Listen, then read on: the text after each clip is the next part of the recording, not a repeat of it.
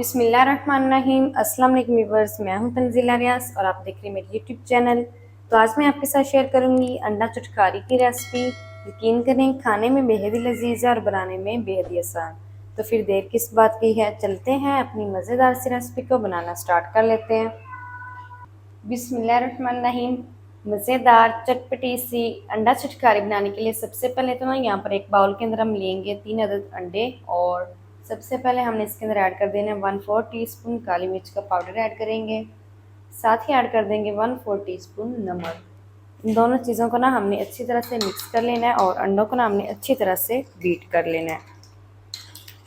आप चाहें तो यहाँ पर 4 अंडे भी ले सकते हैं, 5 भी ले सकते हैं और यहाँ पर 2 भी ले सकते हैं। कम या ज़्यादा आप अपनी मर्ज़ी से कर सकते हैं।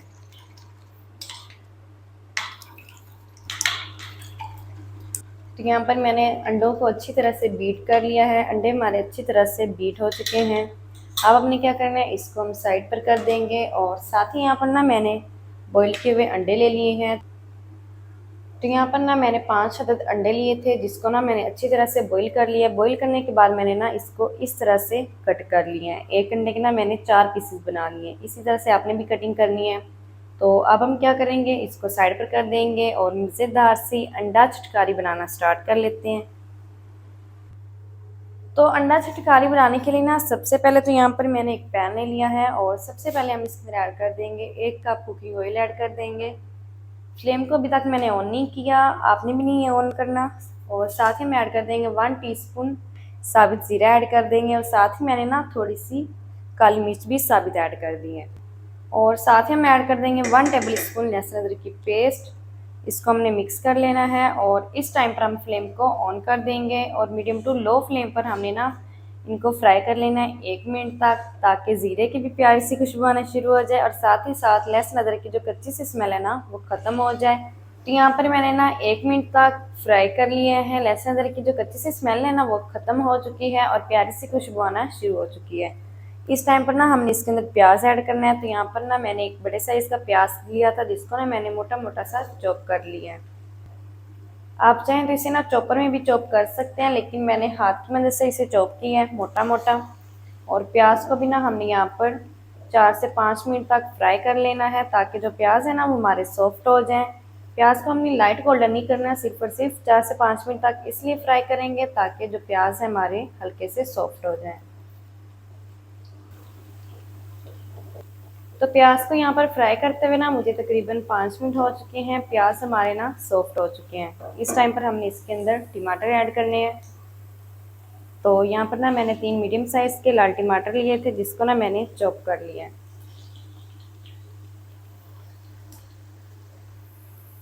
चलें जी, और साथ ही हम इसके अंदर ऐड कर देंगे 1/2 टीस्पून नमक।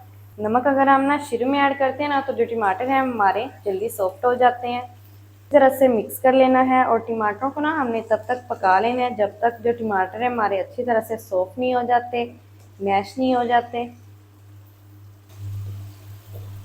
तो टमाटरों को यहाँ पर पकाते हुए मुझे 3 से 4 मिनट हो चुके हैं। जो टमाटर हैं ना हमारे अच्छी तरह से सॉफ्ट हो चुके हैं। इस टाइम पर हमने इसके अंदर कुछ पाउडर मसाले ऐड करने हैं। सबसे पहले तो मैं इसके अंदर ऐड कर रही हूँ 1/2 टीस्पून कश्मीरी लाल मिर्च। अगर आपके पास ये है तो ऐड कर दें, अदरवाइज़ आप इसे स्किप भी कर सकते हैं। 1/2 टीस्पून कुटी हुई लाल मिर्च ऐड कर देंगे। 1/2 टीस्पून ज़ीरा पाउडर। 1 टीस्पून भर के ऐड करेंगे धनिया पाउडर। साथ ही हम ऐड करेंगे 1/4 टीस्पून हल्दी पाउडर। मसालों की ना अब हमने बुनाई करनी है। तो जितनी अच्छी आप बुनाई करेंगे ना उतनी ही अंडा चटखारी आपकी मज़ेदार बनकर रेडी होगी। अगर आपके मसाले जलने लग जाएं तो थोड़ा सा पानी भी आप ऐड कर सकते हैं। तो जल्दी से मैं मसालों की बुनाई कर लूँ फिर मैं आपको दिखाती हूँ। तो मसालों की ना यहाँ पर मुझे बुनाई करते हुए तकरीबन 6 से 7 मिनट हो चुके हैं। मसाले ना हमारे अच्छी तरह से भून चुके हैं। अब हम क्या करेंगे, इसके ऊपर लगाएंगे कवर और कवर लगा के दम वाली आंच पे ना हमने इसको तकरीबन 3 से 4 मिनट तक पका लेना है। तो 3 से 4 मिनट के बाद फिर मैं आपको दिखाती हूँ। तो चलें जी, 3 मिनट के बाद अब हम कवर को हटा देंगे और इस टाइम पर ना हमने इसके अंदर ऐड करनी है मटर। तो यहाँ पर ना मैंने 1/2 कप मटर लिए हैं, इसको ऐड कर देंगे। और अच्छा, यहाँ पर ना आप मटर बॉईल किए हुए भी ऐड कर सकते हैं। जिस तरह से आपको अच्छा लगे आप वैसे ही ऐड कर सकते हैं। और मटरों को भी ना यहाँ पर हमने तकरीबन 3 से 4 मिनट तक पका लेना है, ताकि जो मटर है ना हमारे हल्के से सॉफ्ट हो जाए। बाद में हम इसको गलाने के लिए पानी ऐड करेंगे। तो 3 से 4 मिनट तक मैं इसको पका लूँ इसी तरह से, फिर मैं आपको दिखाती हूँ। तो चलें जी, यहाँ पर 3 से 4 मिनट तक मैंने ना मटरों की भी अच्छी तरह से भुनाई कर ली है। इस टाइम पर हम इसके अंदर ऐड करेंगे पानी। तो 1/4 कप हमने इसके अंदर पानी ऐड कर देना है। पानी को भी ना हमने मिक्स कर लेना है। चलें जी, अच्छी तरह से मिक्स करने के बाद अब हमने ना इसके ऊपर फिर से कवर लगा देना है, और कवर लगा के दम वाली आंच पे इसको ना हमने 8 मिनट तक पका लेना है। तो 8 मिनट के बाद फिर मैं आपको दिखाती हूँ। तो चलें जी, 8 मिनट के बाद अब हम कवर को हटा देंगे।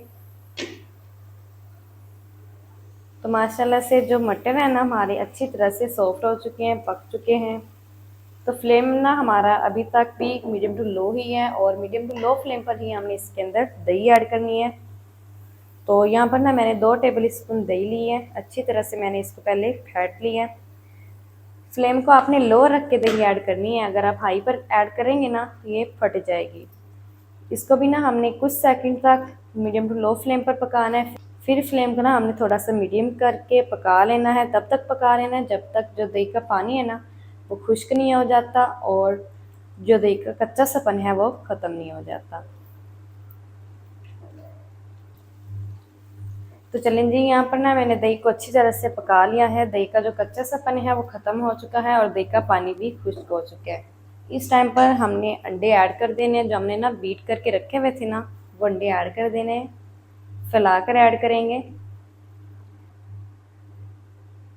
चलें जी, 2 मिनट तक तो ना इसको हमने बिल्कुल छेड़ना नहीं है। 2 मिनट के बाद हम इसको उल्टे पुलटेंगे। तो यहाँ पर अंडे को पकते हुए ना 2 मिनट हो चुके हैं। अब हम ना इसे उल्टे पुलटेंगे इस तरह से। अगर आप इसे फ़ौरन से मिक्स कर देंगे ना तो ये अंडा अंदर घुल मिल जाएगा, नज़र ही नहीं आएगा।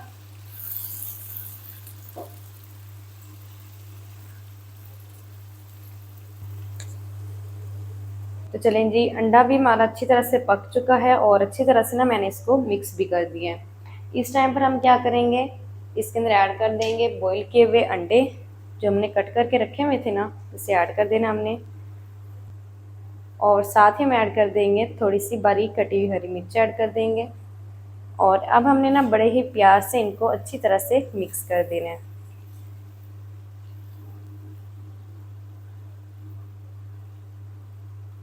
और मिक्स करते हुए तकरीबन 1 मिनट तक पका लेना है। ज़्यादा नहीं अब हम पकाएंगे, क्योंकि ऑलरेडी अंडे भी डन हैं और सारे मसाले भी हमारे भून चुके हैं। तो यहाँ पर मिक्स करते हुए मैंने 1 मिनट तक ना अंडों को फिर से पका लिया है। तो माशाल्लाह से बहुत ही मज़ेदार चटपटी सी अंडा चटकारी हमारी बनकर रेडी हो गई है। तो माशाल्लाह ये देखिए कितनी ज़बरदस्त बन चुकी है। तो इस टाइम पर हम फ्लेम को ऑफ कर देंगे, और जल्दी से अब हम ना इसको करते हैं डिश आउट, और आपको मैं दिखाती हूँ इसकी फाइनल लुक। बिस्मिल्लाहिर्रहमानिर्रहीम। तो माशाल्लाह बेहद ही मज़ेदार अंडा चटकारी हमारी बनकर रेडी हो गई है। तो आप भी ना एक दफ़ा घर में लाजमी ट्राई करें, इंशाल्लाह बेहद ही मज़े की बनेगी और सबको बेहद ही पसंद आएगी। तो माशाल्लाह बहुत ही ज़बरदस्त बन चुकी है।